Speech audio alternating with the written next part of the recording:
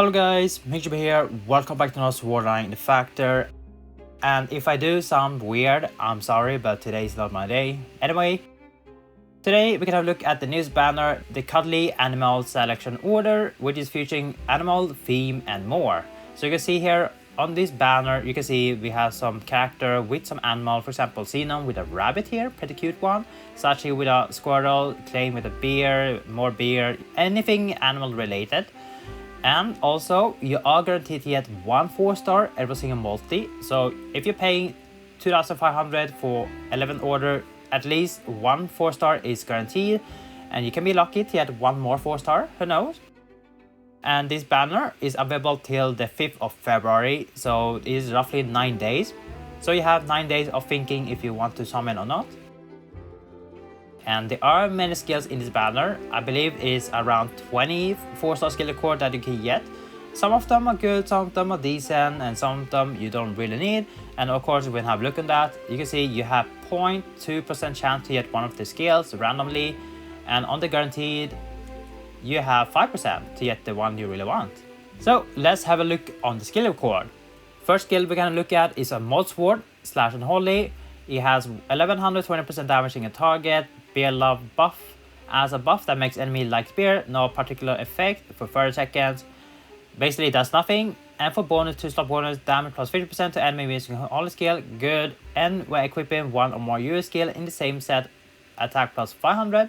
It is good if you can equip one more US skill in your set, then you receive free 500 attack.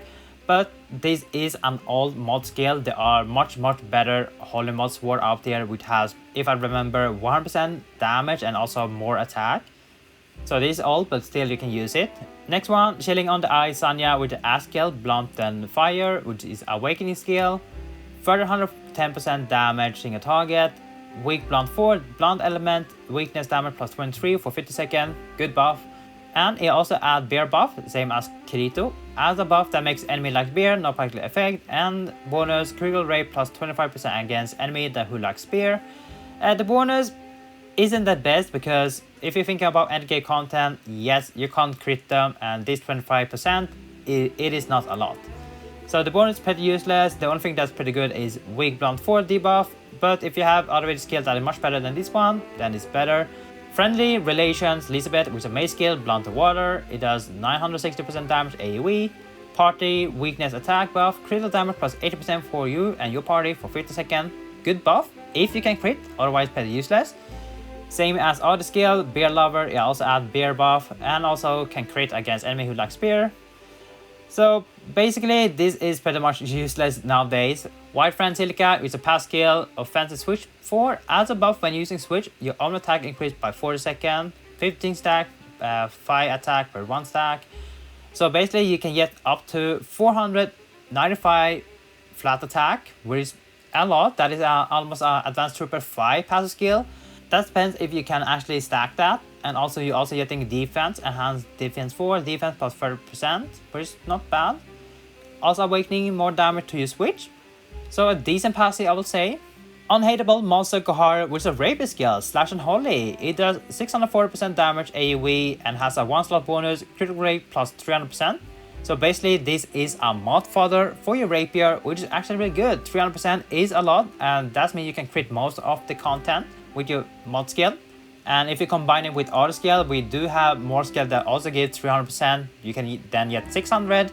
I believe there's one more, I think. I know there's 100, so you can get 700 crit rate, which is a lot. We don't really need that. We already have full burst rapier that already have 1000% crit rate, so they will always guarantee crit there. But still, these are good mod fodder if you plan to use mod rapier. Powerful Transport Clane with a pass skill that gives you a flat 660 attack when attacking frost element, basically good for bow, rapier and spear. Frostbite Blow, attack against enemy with frostbite increase 50%, that is also good. As long as the enemy has a frostbite, then you will receive the 50% attack. Hold the front 4, recover of max HP 4.2% plus 200 flat HP per 3 seconds when HP is under 50, pretty good as well. Hero Ice Yujo, which are axe skill, blunt and wind, it does 1460% damage, 3 hits in a target.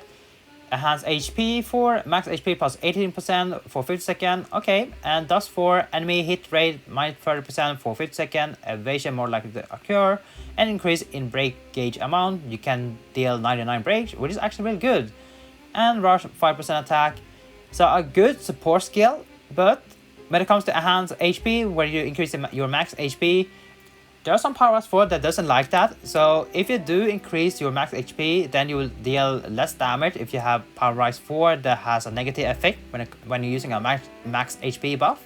So keep that in mind.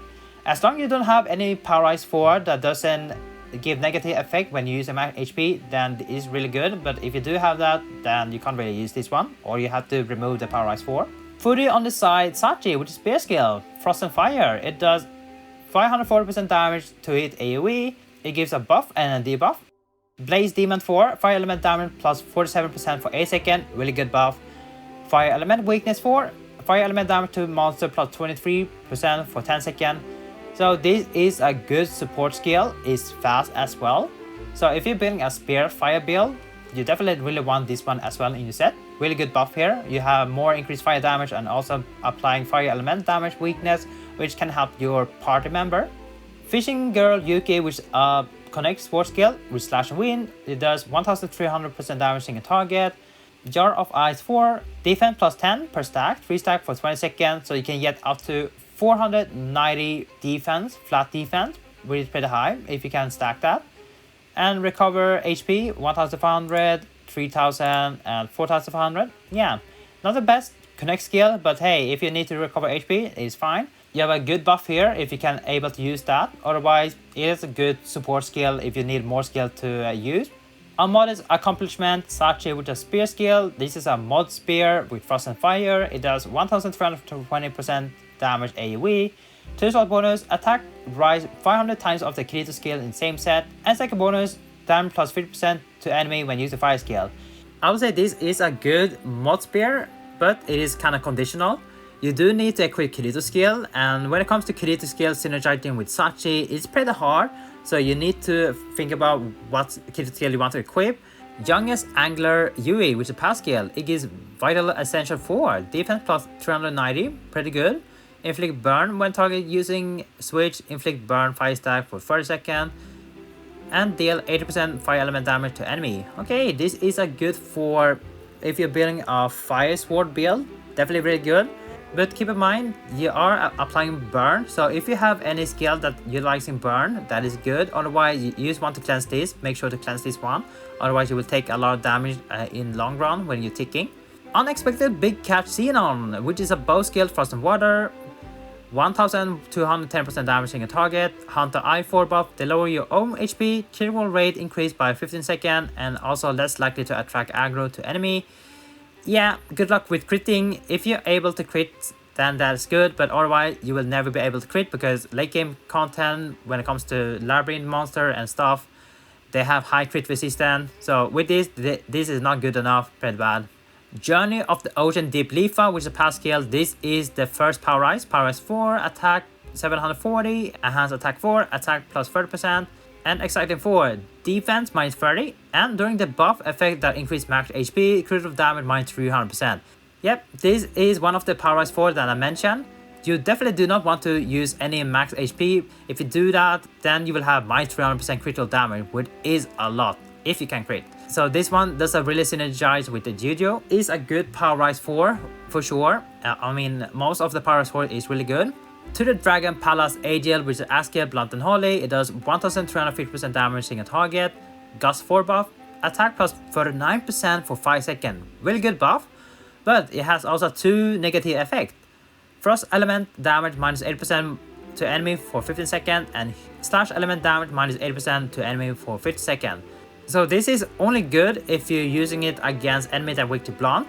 Otherwise, if you are using this skill in any other content, in a frost or slash weakness monster, then you are just reducing your own damage plus your party members damage. So definitely only use it against enemy that is weak to blunt, unless you want to troll your party members. Envoy of the Dragon Palace car, which is a mace skill, connect mace skill, Blunt and Holy. It does 1240% damage for hits in a target. parry 4. When this skill directly hit, the damage you receive decreased by 45%. Not bad, it is alright. And if you look at the connect skill, you are recovering 4, 12, and 20. So 36 SP back when the skill directly hit, which can be good if you are planning to spam some skills. So it is a good support skill if you do need more SP to use and more skill to use as well. Calculating Smile Allies with a sword skill, Slash and Dark. It does 1340% damage in a target. It has Dark Fall buff, Dark Element damage plus 1% per stack, 3 stack for 20 seconds. And if you use Switch, you are gaining 9 stack instead of 3 for 20 seconds. And also has increased switch gauge, which gives 112, which is really good. And it's an axe skill, so I would say this is a good support skill if you are building a dark set. So you want to add this one in your connect skill if you can, then you will able to stack dark element damage, which is pretty good.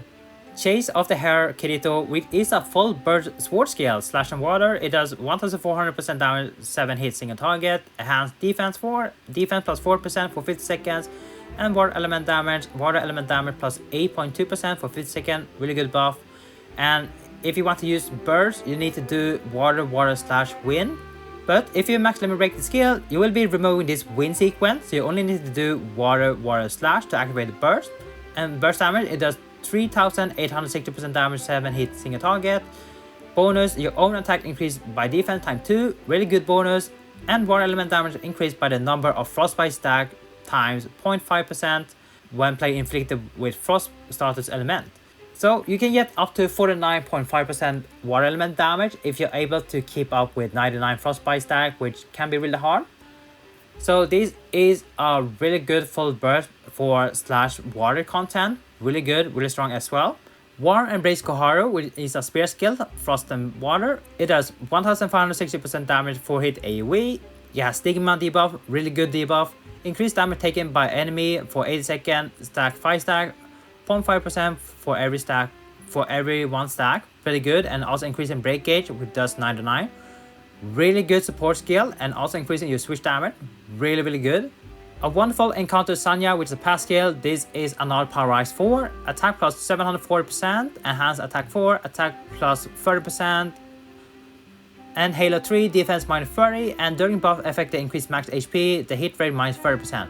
You see, another power rise that doesn't really like Juju, so keep it that in mind. If you do get Juju and a power rise 4, then you have to separate them, make sure to not equip them in the same set. And you're receiving a 5% attack, a really good power rise 4. And last one, Sunlight Through the 3 Xenon, which is a bow skill, Frost and Water. It does 1550% damage to hitting a target. Risk Taker 4, they lower your own HP, attack increase for 20 seconds, 3 stack. And if you're using Switch, then you are gaining 9 stack instead of 3. And you have more Switch gauge, which gives 76. So yeah, this is a good support skill. It's also a fast one, I believe, to hit, yeah. And also, if you're able to get 99 stack with bow, then it is really good as long as you stay low HP. It is a really good support skill. So that was every single skill. So now the question is this banner worth to summon on? Well, after looking all the skills that we went through right now, I'll say all of them is pretty good. Some is really bad, somehow bad synergy. This right, but most of them are really good. The summon skill are in the general pool, where you have a chance to get them for free from the free polls, or random banner where you're pulling randomly. But most time I'll say they are really good, definitely worth your con gems. But for example, if you're a person that doesn't have any power rise 4, then this banner is really worth to try. You have 10% chance because there are 2 power rise 4 in this banner, so 10% chance to get power rise 4, but also 9% chance to get not a power rise 4. There's no power rise 3, but so if you need a power rise 3, then you definitely do not want to pull on this banner. If you want to reroll, you can reroll for the full burst sword. It will take a while because you do need to collect 250 Arcana gems. That means you need to do at least floor 2, complete the floor 2 story to get the 250, I believe. I could be wrong. Other than that, do you really need the scales? Not really. You do not really need them. You're fine without them. There are just some skills that can help you build for sure, but you do not really need them. For new players, should you summon on this one? I will actually recommend every single player here save your Arcana gems for now, because today it is Monday and maintenance is gonna start on Wednesday. That means we'll be able to get more info about new banners coming during that week. So my recommendation is to save your con gems, wait till they release more banner, which we will know more after on Wednesday. So make sure to save all your con gems. You have till 5th of February, so you have a lot of time to think about it if you want to summon this banner or not. So my recommendation is to save for now. Unless you're really in a hurry to get the Power Rise 4, then go ahead, try your luck. Will I summon on this banner? Maybe, maybe not, we'll see. There's some skill I do need in my build, but do I need them right now? Nah, not really. So yeah, that is what I see on my account. Anyway, that is for me. Thank you guys for watching. See you guys next time. Take care now, and bye bye.